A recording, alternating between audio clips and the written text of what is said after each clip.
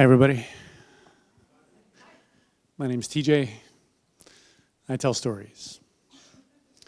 It's what I do. I tell stories about my life on stage. And I started doing this a long time ago. I actually played on this stage when I was in high school.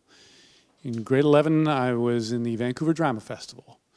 So a short 20 years ago, I was with another actor on this stage, recreating a world and falling in love just with the feeling of being on stage, being under the bright lights, being in this beautiful building. This building was a church once upon a time. It kind of still has that feeling, you know, the railings. And a lot of churches were based on theaters. And the Catholic Mass was directly modeled on the structure of Greek tragedy. So there's a lot of crossover between religion and theater. And I didn't know that at the time when I was a teenager. I just knew that feeling, that time standing still experience of being on stage and wanting that more than anything else. So I went to UVic and I studied theater there, and it was my dream to become an actor, and I learned voice and I learned theater history and I learned movement and I did scene study, and I was being trained to be an actor who auditions for plays. And if you're cast in those plays, then you say the lines that are in the script and you do what the director tells you to do, and you put on the costume that the costume designer designed for you, and you do this night after night after night after night, and I wanted this desperately, and it did not want me. I just wasn't getting cast, and I was getting frustrated. But in the meantime, I had this desire burning inside me that I couldn't quite identify, which was to tell my own stories. And not that many people were doing that at the time. There were no events like this that I knew of. There were no story slams. There were no monologuists out there. Sort of. I kind of found out about a few of them. There was Spalding Gray, who would sit at a desk and tell stories from his life. And he did that at the Cultch too. I didn't see him, but I heard about this. And I saw videos of his performances and read published scripts that he did. Or there was Daniel McIver, this guy from Nova Scotia, who'd create his own one-person shows and do those. Or Lily Tomlin, who did a one-woman show on Broadway. All these bizarre renegade people who would create their own world in their own way and take the stage by themselves. And some part of me just said, this. And it wasn't what I was being trained to do. It wasn't a million miles away from what I was being trained to do, but it was different, and I just wanted it, and I didn't know how to do it, and I didn't know how I could get there. But that thing inside me just said this. So I pursued it, and I started writing.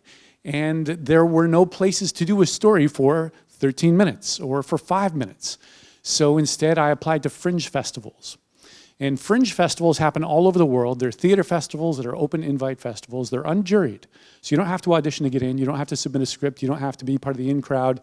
You just have to pay an application fee, and then either they draw you in their lottery or they don't. And if they do, then you can do whatever you want on stage, including telling stories. And in Canada, fringe festivals are organized in a very orderly east to west circuit every summer. They start in Montreal in June, and by 2 weeks, they eventually make it to Vancouver in September. So I started out telling 60-minute stories because that was the platform available to me, and I did it, and I was fucking terrified. Because who's going to listen to me? And I didn't have any extraordinary thing to talk about, really. You know, I've never been embroiled in international espionage. I'm not related to any famous person. I'm not a famous person. I'd never bungee jumped. I'd never done things like that. I had the mediocre experiences of growing up in the suburbs, of working shitty jobs, of pining with love for girls that wouldn't give me the time of day. So I wrote about that, and people listened, and they cared, and they came back.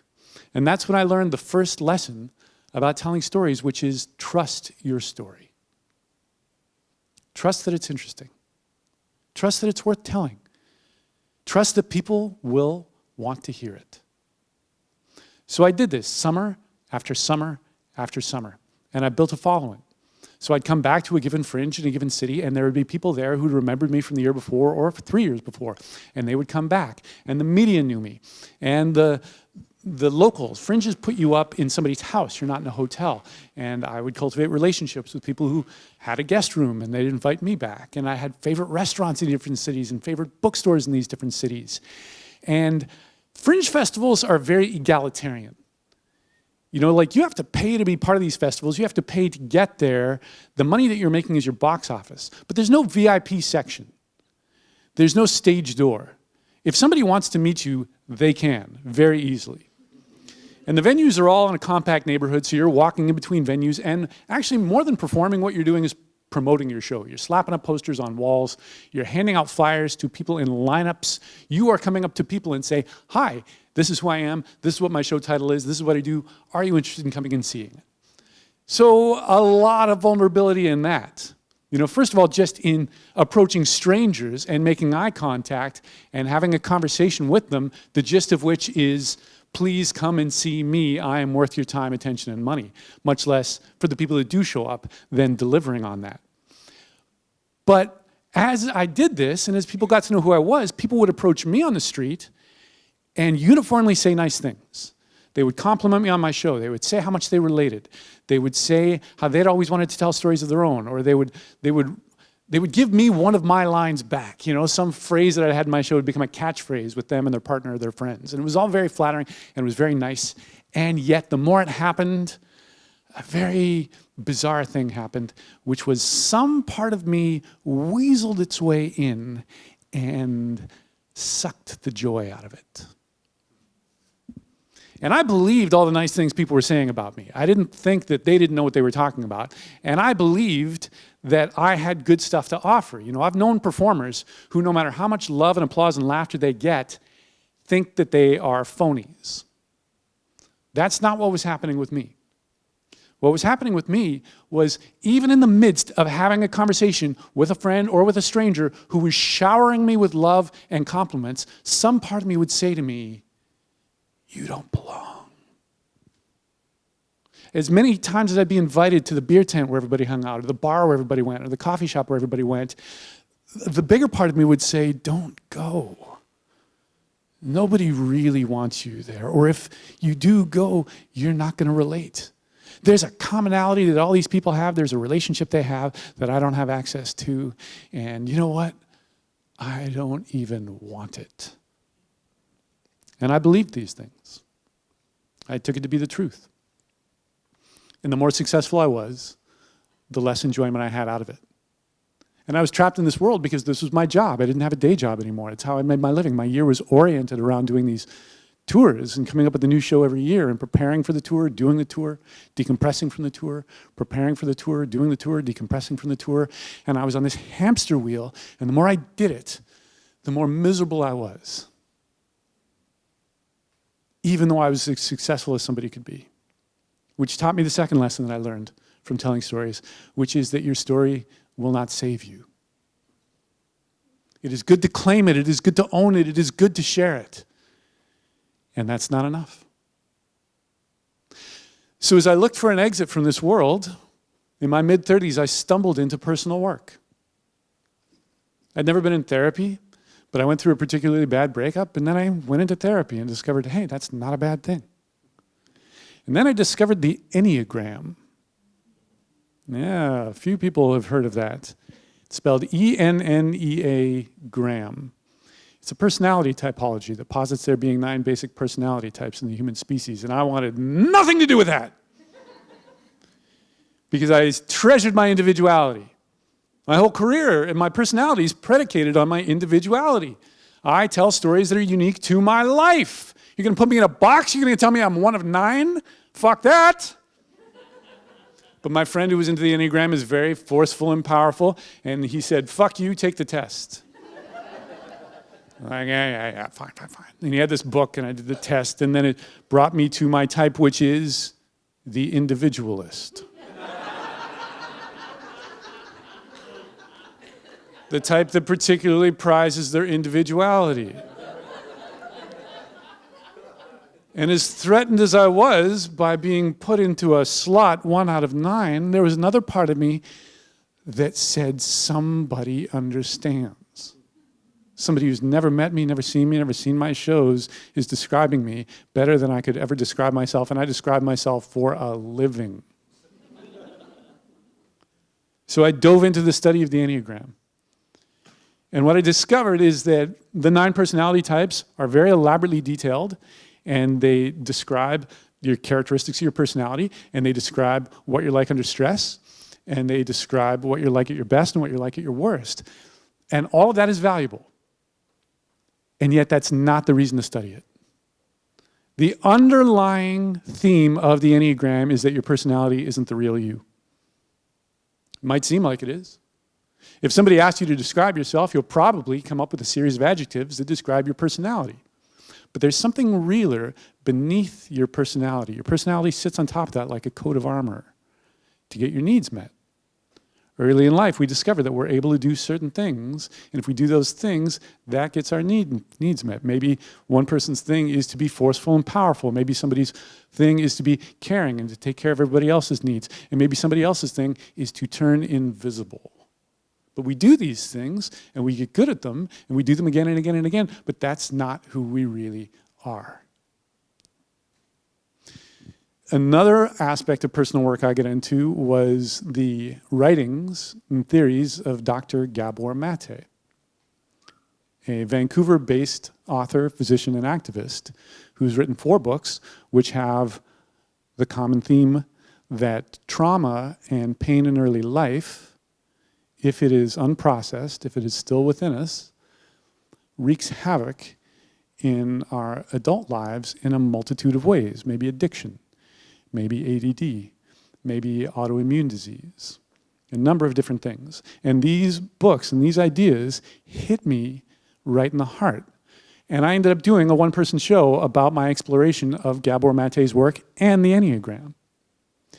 And Gabor lives in Vancouver, and he came and saw the show when I did it at the Vancouver Fringe, and I was terrified and thrilled when he came up to me in curtain call and gave me a hug and told me that I understood his ideas, and then asked me if I could give him a call a few days later, and I did, and that's when he told me about a series of retreats that he leads. And he didn't want to sound greasy, like, now that you've read my books, come and do my seminar, because these retreats aren't free. But given that I'd opened my heart on stage, he really believed that there was something there for me if I was interested. And I immediately felt that yes from inside, and I applied and I was accepted. And what these retreats consisted of was ingesting ayahuasca, a shamanic plant medicine from the Amazon. It's a tea, you drink it, and it has very strong psychotropic properties. And it has a different effect on everyone, and a different effect on each person every time you do it. But that is not what scared me.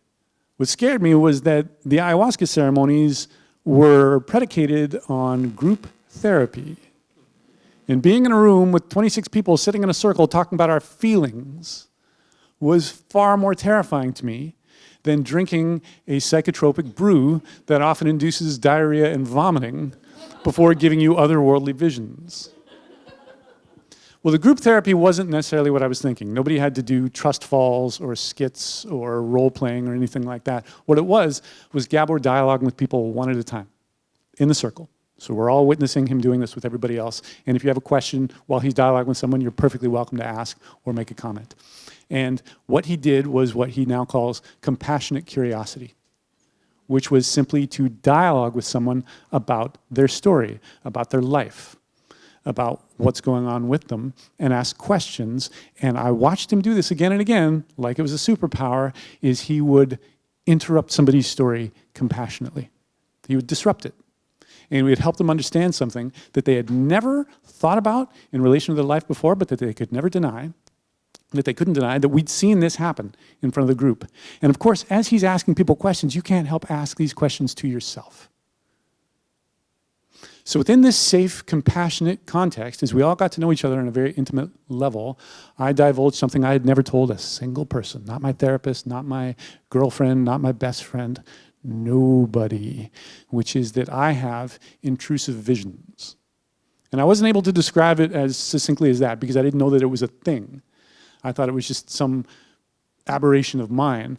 But it's a form of anxiety, I've found out since, which is I have disturbing visions, quite often of genital mutilation, that sometimes bring on a trauma response in which I get nauseated and sometimes faint. And I was terrified to reveal this, but I was met with love and understanding from the group there and from Gabor. And in dialoguing about this, it helped me form an intention to explore the side of myself I'd become separated from on this ayahuasca journey. So that's what I did. And I met this painful part of myself with love and compassion, and I embraced this part of myself. And tears poured from my eyes in the middle of this ceremony as I thanked this part of myself for trying to protect me. And immediately, I was struck by this impulse that I want to share this story, and that became my next one-person show. And again, I was terrified to reveal these personal things, but I did. And instead of being rejected, I was overwhelmed with love from one person and from one audience again and again and again and again, and my ego cracked wide open. And suddenly this belief of separation, of alienation just was not there. And instead of the voices inside saying you don't belong and you don't want to be with those other people, that's exactly where I wanted to be. And not because something told me, it was just following the path of least resistance. So those were lessons 3 and 4 of telling stories, which is question your story and share the story that you are afraid other people will see. So that tour was in 2012. And I've been writing and touring ever since. And every story I've told since then has involved that exact impulse to question my story, to look past the surface, to look at the secrets that I keep from myself, and to explore the parts of myself that I'm afraid of the most, that I fear will bring on rejection the most, and to simply let those out into the world. And it's not easy, and there's backsliding, and there's terror, and there's anxiety, and there's times where I wonder, why am I doing this, and should I do this, and has this ever been a good idea, and maybe I should just give it all up and be an accountant. And yet there's another part of me that says, maybe it's difficult, but do it anyway. So that leads me to my final lesson that I've learned from 20-some years of telling stories, which is keep doing it. Keep digging. Keep exploring. Keep opening yourself up. Keep sharing it with others. Thank you very much.